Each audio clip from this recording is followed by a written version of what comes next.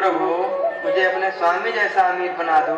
स्वामी की तरह मेरे पास 3-4 मकान हो, अन्न का भंडार हो, तरह तरह के वस्त्र हो, पशुधन हो। प्रभु, मेरी मनोकामनाएं पूरी कर दीजिए।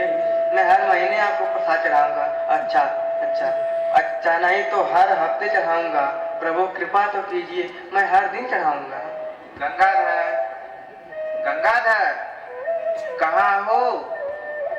प्रभु, मुझे जाना होगा, मेरे स्वामी मुझे पुकार रहे हैं। अच्छा, तो तुम यहाँ हो। लगता है आज भी तुम्हारा लेन देन किसी निष्कर्ष पर नहीं पहुँचा।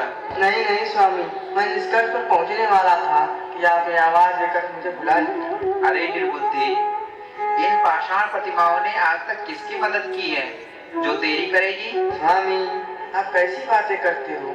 संसार के लोगों की इससे मनोकामनाएं पूरी होती हैं, वो झूठ है।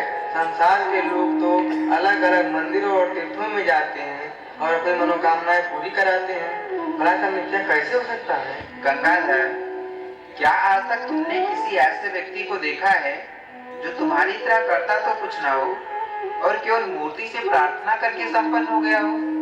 अरे, व्यक्ति की सफलता का संबंध उसके कर्मों से है, पुरुषार्थ से है। सफलता का संबंध इस जड़ पूजा से कभी नहीं है, बल्कि ईश्वर की आज्ञा के विपरीत, वेद के विधान के विपरीत इन निंदनीय कर्मों को करने से व्यक्ति को पाप ही लगता है, पाप जो उसके पतन का कारण बनता है। स्वामी, अगर मूर्ति पूजा से पाप लगता है तो हमारे शास्त्रों में इसका विधान क्यों किया गया है? गंगाधर, हमारे धर्म के आदि स्रोत वेदों में तथा वेदानुकूल ऋषि मुनि विरचित ग्रंथों में कहीं भी मूर्ति की पूजा का विधान नहीं है। जो विधान मिलता है वो अज्ञानी स्वार्थियों ने अपने स्वार्थ के कारण जोड़ा है। स्वामी, इसमें कैसा स्वार्थ हो सकता है? गंगाधर, आज से लगभग 2500 वर्ष पूर्व जब भारत में जैन व बौद्ध मतों का उदय नहीं हुआ था, तब भारत में कहीं भी मूर्ति पूजा नहीं होती थी। वैदिक समाज एक निराकार, सर्वव्यापक, सर्वज्ञ, सर्वशक्तिमान, न्यायकारी आदि विशेषणों से युक्त उस परमपिता परमात्मा की उपासना करता था। वैदिक ब्राह्मण वेदों व वेदानुकूल ग्रंथों को पढ़ने पढ़ाने में पुरुषार्थ किया करते थे, लेकिन जैसे जैसे अकर्मण्यता का दोष में आता गया, जैन व बौद्धों से प्रेरणा ले आजीविका चलाने हेतु मूर्ति पूजा का प्रपंच रचा गया, क्योंकि मूर्ति के बहाने जो कुछ भी चढ़ावा आता, इस पर इन स्वार्थी लोगों का ही अधिकार था। गंगाधर, क्या आज तक तुमने किसी मूर्ति को प्रसाद या भोग खाते हुए देखा है, या किसी प्रतिमा ने अपने लिए भव्य मंदिर बनवाने की इच्छा प्रकट की हो? अरे, जिस ईश्वर ने हमें यह संसार बना के दिया, हम उस संसार में से ईश्वर को क्या भेंट कर सकते हैं? कुछ भी तो नहीं, बल्कि जिस संपत्ति से हमें दीन दुखियों की सेवा करनी चाहिए थी, उस संपत्ति को हम मूर्ति के माध्यम से व्यक्ति या संस्था को सौंपकर अपने आप को पाप के भागी ही बनाते हैं। स्वामी, आपकी बात मुझे कुछ कुछ समझ में आ रही है। अरे स्वामी, ये कौन है और क्या कर रहे हैं? गंगाधर, कहाँ रहते हो? धारों की नगरी काशी में। अरे, या तो मैं भी जानता हूँ। मेरा अभिप्राय था कि तुम कहाँ खोए रहते हो, कि तुम्हें अपने आसपास की विशेष घटनाओं का भी पता नहीं रहता है। विशेष? स्वामी, ऐसा क्या विशेष चल रहा है हमारी नगरी में? गंगाधर, ये नगर सेवक है जो महर्षि दयानंद के विज्ञापन लगा रहा है। इन विज्ञापनों में महर्षि ने घोषणा की है कि घोषणा? क्या घोषणा की है स्वामी? ये लो, तो तुमने अभी वो घोषणा भी नहीं सुनी? नहीं स्वामी। चलो अब सुन लो। सुनो सुनो सुनो सुनो सुनो सुनो, सभी नगरवासियों को सूचित किया जाता है कि हमारी काशी नगरी में वेदों के विद्वान, समस्त शास्त्रों के ज्ञाता महर्षि दयानंद पधारे हुए हैं।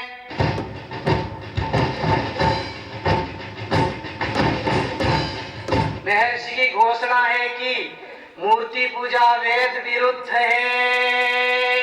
अगर कोई विद्वान मूर्ति पूजा के समर्थन में वेद का कोई भी प्रमाण जानता हो तो वे आके महर्षि से शास्त्रार्थ करें। सुनो सुनो सुनो।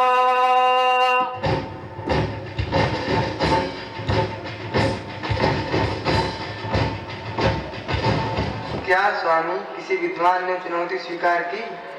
किसी एक मूर्ति पूजक विद्वान में इतना सामर्थ्य कहा कि वो अकेले महर्षि दयानंद से शास्त्रार्थ करे। हाँ, काशी नरेश को लेकर एक टोली पहुंची तो है शास्त्रार्थ के लिए। स्वामी फिर क्या हुआ? सूर्यास्त होने वाला है। चलो आनंद बाग चलते हैं, जहाँ शास्त्रार्थ शुरू होने वाला है। वहां चलकर खुद ही देख लेना कि क्या हो रहा है।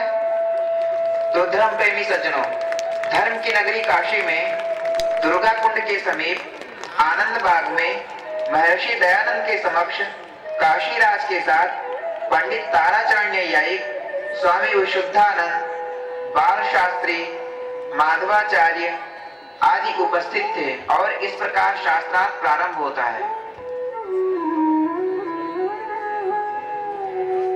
अच्छा, आप वेदों की पुस्तक तो अपने साथ लाए ही होंगे। महाराज क्षमा कीजिए, इन पंडितों के तो वेद कंठस्थ है, फिर पुस्तक लाने का क्या प्रयोजन है? बिना पुस्तकों के पूर्वापर प्रसंग का ज्ञान कठिनता से होता है और बिना पूर्वापर प्रसंग के ग्राह्य अर्थ तक पहुंचना भी कठिन है। चलिए, पुस्तक नहीं लाए तो न सही, आप लोग किस विषय में शास्त्रार्थ करेंगे? हम लोग मूर्ति पूजा पर शास्त्रार्थ करेंगे। हाँ, हम लोग मूर्ति पूजा पर ही शास्त्रार्थ करेंगे। हमारी प्रतिज्ञा है कि मूर्ति पूजा वेद सम्मत है, आपको इसका खंडन करना होगा। तो ठीक है, आप में से जो मुखिया हो वह मुझसे बात करे। पंडित रघुनाथ प्रसाद कोतवाल जी, शास्त्रार्थ की घोषणा की जाए। जी राजन। धर्म प्रेमी सज्जनों, काशी नरेश की अध्यक्षता में मूर्ति पूजा पर शास्त्रार्थ प्रारंभ हो रहा है। मूर्ति पूजा वेद विरुद्ध है। स्वामी दयानंद इसका प्रतिपादन करेंगे। पंडित ताराचरण न्यायिक, स्वामी विशुद्धानंद, बाल शास्त्री जी, शिव सहाय जी, माधवाचार्य जी आदि काशी के विद्वान महर्षि दयानंद के मत का खंडन करेंगे। और ध्यान दें, एक समय में एक ही पंडित शास्त्रार्थ करेगा। मैं पंडित ताराचरण न्यायिक, मैं सर्वप्रथम आपसे संवाद करूंगा। तो ठीक है ताराचरण जी, सर्वप्रथम आप यह बताइए कि क्या आप वेदों को प्रमाण मानते हैं? वर्णाश्रम का पालन करने वाला ऐसा कौन है जो वेदों को प्रमाण नहीं मानता? अर्थात सभी मानते हैं, अतः मैं भी वेदों को प्रमाण मानता हूँ। तो अच्छा ताराचरण जी, बताइए कि वेदों में कहीं भी पाषाण आदि मूर्तियों के पूजन का विधान है? यदि है तो प्रमाण दीजिए, यदि नहीं है तो स्वीकार कीजिए कि मूर्ति पूजा वेद विरुद्ध है। स्वामी जी, वेदों में मूर्ति पूजा का प्रमाण है या नहीं, इस विषय में तो बाद में विचार करेंगे। पहले आप ये बताइए कि जो व्यक्ति केवल वेदों को ही प्रमाण मानता है, अन्य शास्त्रों को प्रमाण नहीं मानता, उसके विषय में क्या कहना चाहिए? ताराचरण, जैसे सूर्य स्वयं प्रकाश पुंज है, अर्थात सूर्य को दिखाने हेतु किसी और प्रकाश की आवश्यकता नहीं होती, वैसे ही वेद भी ईश्वरीय रचना होने से स्वतः प्रमाण है। वह परमेश्वर सर्वज्ञ है, उसके ज्ञान में किसी भी प्रकार की कोई कमी या त्रुटि नहीं है। अतः परमेश्वर की रचना होने से वेद भी त्रुटि रहित है। अन्य ग्रंथ जैसे ब्राह्मण, आरण्यक, उपनिषद, स्मृति या दर्शन ग्रंथ वेदों के भाग विशेष की या विषय विशेष की व्याख्या करने वाले ग्रंथ हैं। ये मनुष्यकृत हैं, अतः इनमें त्रुटि हो सकती है। इसलिए वेद के अनुकूल होने पर ही इनका प्रमाण मानना चाहिए, वेद के विपरीत अर्थ होने पर इनका प्रमाण कभी नहीं हो सकता। ताराचरण, यह तो तुम्हारे प्रश्न का उत्तर हुआ, अब तुम मेरे प्रश्न का उत्तर दो कि क्या वेदों में कहीं भी पाषाण आदि मूर्तियों के पूजन का विधान है? यदि है तो प्रमाण दो, नहीं है तो स्वीकार करो कि मूर्ति पूजा वेद विरुद्ध है। स्वामी जी, आपने कहा कि मनुस्मृति का मूल वेद है, तो बताइए कि वेदों में कहाँ इसका मूल? महाराज मनु ने अपने ग्रंथ मनुस्मृति में जो जो विधान किया है वह औषधों का औषध है, अर्थात मनुष्यों के लिए श्रेष्ठतम विधान है, ऐसा सामवेद के ब्राह्मण में कहा है। दयानंद, मैं स्वामी विशुद्धानंद आपसे प्रश्न करता हूं कि बताएं, रचनानुपपत्तिश्च नानुमानम। इस व्यास मुनि विरचित सूत्र का वेदों में कहाँ मूल है? यह प्रकरण से भिन्न बात है। हमें पहले शास्त्रार्थ के विषय में ही विचार करना चाहिए। आप लोगों को मूर्ति पूजा के समर्थन में अगर प्रमाण याद न हो तो आप पुस्तक देखकर कह सकते हैं। काशी में शास्त्रार्थ और पंडितों को शास्त्र कंठस्थ नहीं है, ये कैसी बात कर दी दयानंद? लगता है तुम्हें शास्त्र कंठस्थ नहीं। जब शास्त्र कंठस्थ नहीं तो पहले कंठस्थ करो। काशी में शास्त्रार्थ करने के लिए इतने उतावले क्यों हो रहे हो दयानंद? विशुद्धानंद जी, क्या आपको सब कंठस्थ है? हाँ, मुझे सब कंठस्थ है। तो फिर आप धर्म का स्वरूप बताइए। वेद प्रतिपाद्यः प्रयोजनवदर्थो धर्म इति। ये तो आपकी स्वरचित परिभाषा है, इसका क्या प्रमाण? यदि आपके पास वेद अथवा स्मृति आदि ग्रंथों में कहीं कोई और परिभाषा हो तो वह बताइए। बोधना लक्षणार्थो धर्मः। यह तो जैमिनी मुनिकृत सूत्र है। यदि आपके पास इसके अतिरिक्त श्रुति या स्मृति का कोई प्रमाण हो तो वह दीजिए। कहिए स्वामी विशुद्धानंद जी, कोई उत्तर दीजिए। चलिए, आप धर्म का स्वरूप न बता सके न सही, धर्म का लक्षण ही बता दीजिए। धर्म का तो एक ही लक्षण है। तो बताइए वह क्या है? वो लक्षण है विशुद्धानंद सुनो, महाराज मनु ने अपने ग्रंथ मनुस्मृति में धर्म के 10 लक्षण बताए हैं। धृति, क्षमा, तमो, स्तेयम, शौचम, इंद्रिय निग्रह, धीर, विद्या, सत्यम, क्रोधो, दशकम धर्म लक्षणम। अर्थात धैर्य, क्षमा, दया, अस्तेय, शौच, इंद्रिय निग्रह, बुद्धि, विद्या, सत्य और अक्रोध, ये धर्म के 10 लक्षण हैं। तुम तो एक में ही अटके थे। हाँ दयानंद, हमें पता है तुम धर्मशास्त्र के प्रमाण दे रहे हो। हमने भी सारे धर्मशास्त्र कंठस्थ किए हैं। अच्छा, तो बाल शास्त्री जी, आप अपने कंठस्थ किए हुए धर्मशास्त्रों में से अधर्म के लक्षण बताइए। अधर्म? स्वामी जी, ये बताइए कि वेदों में प्रतिमा शब्द है या नहीं? हाँ, प्रतिमा शब्द वेदों में है, लेकिन कहाँ पर है? सामवेद के ब्राह्मण में। जब वेदों में प्रतिमा शब्द का उल्लेख है तो बताइए आप इसका खंडन क्यों करते हैं? वेदों में प्रतिमा शब्द है, लेकिन सर्वप्रथम यह विचारना होगा कि वो किस प्रसंग में, किस अर्थ में है।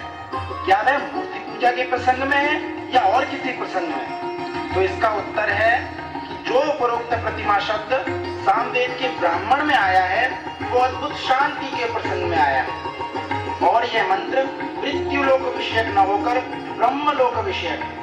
अतः इससे मूर्ति पूजा अर्थ कभी भी नहीं निकाला जा सकता। वेदों में प्रतिमा शब्द है, इतने मात्र से मूर्ति पूजा का समर्थन नहीं हो सकता, बल्कि वेद में न तस्य प्रतिमा अस्ति आदि के माध्यम से स्पष्ट कहा गया है कि उस सर्वव्यापक, सर्वज्ञ तथा निराकार परमात्मा की कोई प्रतिमा नहीं हो सकती है।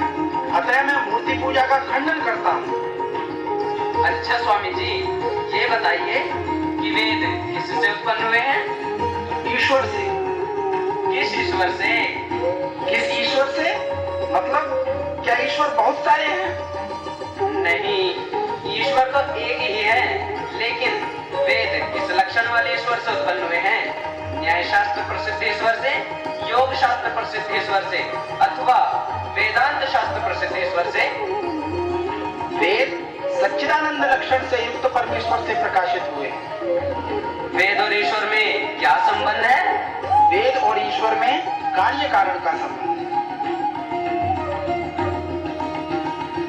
तो आर्य सज्जनों, जैसा आप देख रहे हैं कि काशी के पंडित मूर्ति पूजा के समर्थन में कोई ठोस प्रमाण प्रस्तुत ही नहीं कर पा रहे थे। मूर्ति पूजा को वैदिक प्रमाणों से सिद्ध करने के बजाय वे शास्त्रार्थ को कभी किसी विषय में ले जाते तो कभी किसी विषय में, ताकि किसी भी शास्त्रीय पक्ष में दयानंद को पराजित करके मूर्ति पूजा की मिथ्या स्थापना की जा सके। लेकिन दयानंद तो दयानंद थे, पंडितों के हर प्रश्नों का उत्तर उनके पास था। अतः कुछ पंडितों ने विचार किया कि धर्म पूर्वक तो हम दयानंद को पराजित नहीं कर सकते, हमें दयानंद को पराजित करने के लिए कोई और रास्ता ढूंढना पड़ेगा, कोई और रास्ता। कोई और रास्ता? हाँ गंगाधर, अधर्म का रास्ता।